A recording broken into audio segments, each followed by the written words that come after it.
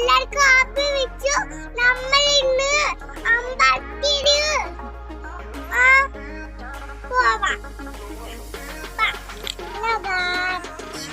നമ്മൾ ഇന്ന് അമ്പലത്തിൽ ഇവിടെ ഇരിക്കുക.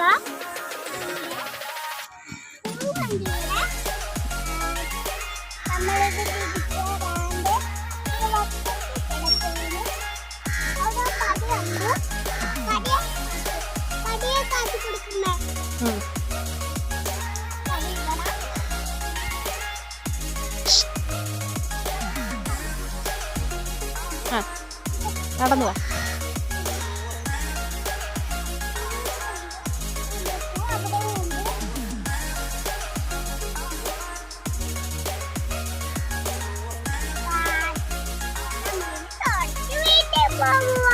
നമ്മളിപ്പോ ചോടെല്ലാം മാറ്റി നമ്മൾ